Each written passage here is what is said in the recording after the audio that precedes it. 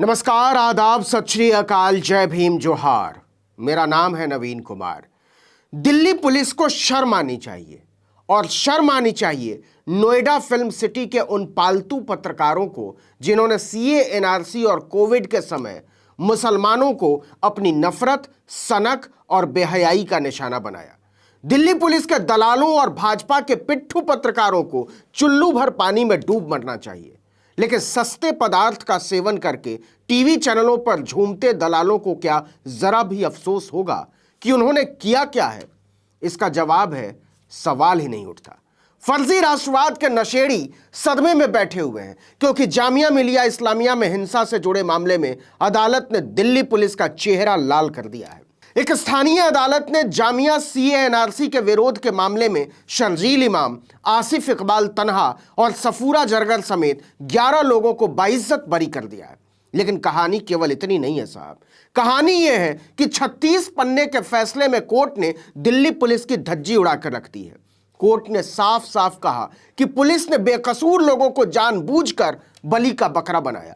15 दिसंबर 2019 को दिल्ली के जामिया नगर में नए नागरिकता कानून के खिलाफ प्रदर्शन के दौरान हुई हिंसा के मामले में दिल्ली पुलिस ने 18 लोगों को गिरफ्तार किया था।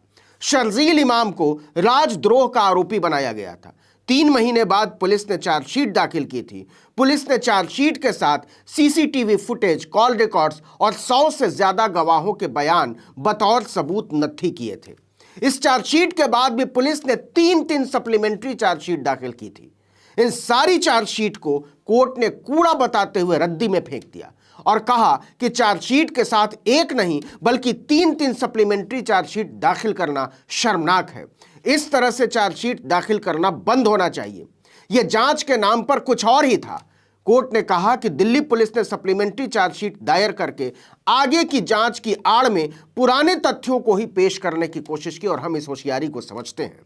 हैरानी की बात तो यह है कि तीसरी सप्लीमेंट्री चार्जशीट पुलिस ने 1 फरवरी 2023 को दाखिल की। इस सिलसिले को स्वीकार करना आरोपियों के अधिकारों को रौंदने का प्रयास होगा, यह कोर्ट ने कहा। दिल्ली पुलिस के बयानों और चार्जशीट को लेकर मुसलमानों और लोकतंत्र पसंद लोगों की खिल्ली उड़ाने वाले पालतू पत्रकारों को अदालत के फैसले से सांप सूंघ गया है। वो बेशर्म इसका स्वागत भी नहीं कर पा रहे हैं कि इंसाफ हो गया है। कोर्ट ने दिल्ली पुलिस की बखिया उधेड़ते हुए कहा कि ऐसा कोई चश्मदीद गवाह नहीं है जो पुलिस के इस आरोप की पुष्टि कर सके कि आरोपी किसी भी तरह से अपराध करने में शामिल थे।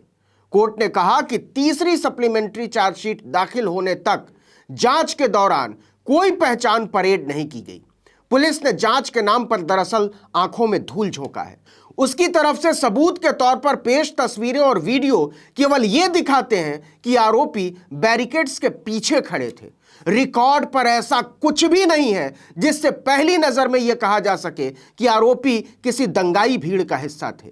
इसमें कोई भी आरोपी कोई भी हथियार नहीं दिखा रहा था या कोई पत्थर वगैरह नहीं चला रहा था। ऐसे कोई भी गवाह नहीं है जो पुलिस के दावे की तस्दीक करे, जबकि पुलिस ने चार्जशीट में दावा किया था कि हिंसा के दौरान 95 लोग घायल हुए थे, जिनमें से 47 पुलिस अधिकारी हैं। इसके अलावा 6 बसें और 3 निजी वाहनों को नुकसान पहुंचाया गया। कोर्ट ने कहा कि आपने असली आरोपियों की जगह जिसे चाहा उसे उठा लिया और जेल में डाल दिया। पुलिस यह साबित करने में सरासर नाकाम रही कि उन्होंने किसी भी तरह से कानून की व्यवस्था में खलल डाली थी। आप अंदाजे के आधार पर कोई कार्रवाई नहीं कर सकते। संभावनाओं के आधार पर चार्जशीट दाखिल करना हैरत अंगेज है, यह कोर्ट ने कहा। अतिरिक्त सत्र न्यायाधीश अरुल वर्मा ने गलत तरीके से चार्जशीट दायर करने के लिए अभियोजन पक्ष की जमकर खिंचाई की और कहा कि पुलिस ने विरोध करने वाली भीड़ में से कुछ लोगों को बेवजह आरोपी बनाया और मनमाने तरीके से गवाहियां तैयार की। यह चेरी पिकिंग है। यह निष्पक्षता के सिद्धांत के लिए नुकसानदेह है। हम इसकी मंजूरी नहीं दे सकते।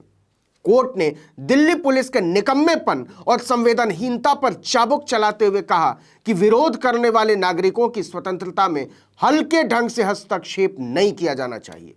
विरोध का मतलब बगावत नहीं होता। पुलिस को इसके अंतर को समझना ही पड़ेगा। यह असहमति और कुछ नहीं बल्कि अनुच्छेद 19 यानी आर्टिकल 19 में निहित भाषण और अभिव्यक्ति की स्वतंत्रता के अमूल्य मौलिक अधिकार का विस्तार है। ये वो अधिकार है जिसे बरकरार रखने की हमने शपथ ली है। हम आपको इसे रौंदने नहीं देंगे। इसके बाद कोर्ट ने शर्जील इमाम, सफूरा जरगर, आसिफ इकबाल तन्हा, मोहम्मद अबू जार, उमैर अहमद, मोहम्मद शुएब, मोहम्मद अनवर, मोहम्मद कासिम, बिलाल नदीम, शहजाद रजा खान और चंदा यादव को बाइज्जत बरी कर दिया। अदालत ने साफ कहा कि ऐसे लोगों के खिलाफ गलत तरीके से चार्जशीट दायर करने से बचना चाहिए जिनकी भूमिका केवल प्रोटेस्ट का हिस्सा बनने तक ही सीमित थी।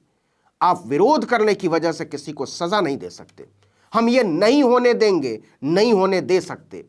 अब कोर्ट ने तो अपना काम कर दिया है, लेकिन मीडिया को शर्म कब आएगी? फर्जी राष्ट्रवाद के उन नशेड़ियों को शर्म कब आएगी जो झूमते हुए इस देश के मुसलमानों, लोकतंत्र पसंद लोगों, न्याय और बराबरी पसंद लोगों को निशाना बनाता है? याद कीजिए, इस बेशर्म ब्रिगेड ने एमबीए की छात्रा सफूरा जरगर के खिलाफ कितनी घटिया बातें फैलाई थी। और ये वो लोग हैं जो सोशल मीडिया पर यत्र नार्यस्तु पूज्यन्ते रमन्ते तत्र देवता जैसी नारेबाजियां करते नहीं अघाते हैं। क्या ये मीडिया पुलिस को मुसलमान विरोधी बताने की हिम्मत जुटा पाएगा? क्योंकि अदालत ने तो साफ कह दिया है कि आपने जांच के नाम पर बेकसूर लोगों को उठाकर सालों साल जेल में सड़ाया है। पिछले दिनों इसी तरह सिद्दीक कप्पन को भी जमानत पर अदालत ने छोड़ दिया। 28 महीने बाद जेल से बाहर निकलने के बाद कप्पन ने कहा कि वो हाथरस कांड की रिपोर्टिंग करने गए थे और उस समय उनके पास सिर्फ 2 पेन और 1 नोटबुक था। इसके बावजूद पुलिस ने उन्हें टैक्सी चालक के साथ गिरफ्तार कर लिया।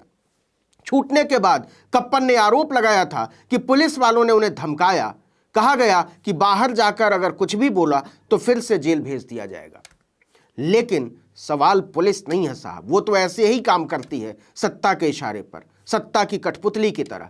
सवाल है मीडिया। मुसलमानों के खिलाफ कानूनी लबादे में यह जो अभियान छेड़ा गया है उसका अंत कब होगा, और होगा भी या नहीं? याद कीजिए, तबलीगी जमात को लेकर रिपोर्टिंग पर सुप्रीम कोर्ट की टिप्पणी।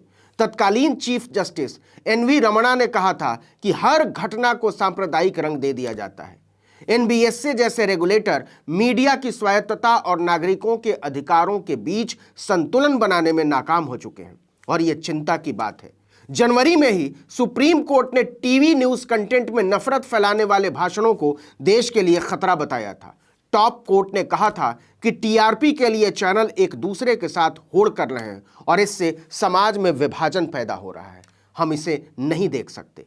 कोर्ट ने कहा कि यदि कोई टीवी समाचार एंकर नफरत फैलाने वाले भाषण के प्रचार की समस्या का हिस्सा बनता है तो उसे प्रसारण से क्यों नहीं हटाया जा सकता? जस्टिस केएम जोसेफ ने तो यहां तक कह दिया था कि अगर एंकर या चैनलों के प्रबंधन के खिलाफ कार्रवाई होगी तो सारे चैनल, सारे एंकर, सारे पत्रकार लाइन पर आ जाएंगे। लेकिन हिंदी के टीवी चैनलों को इससे कोई फर्क नहीं पड़ता। क्यों नहीं पड़ता, यह सोचना हमारा और आपका काम है, हमारी और आपकी जिम्मेदारी है।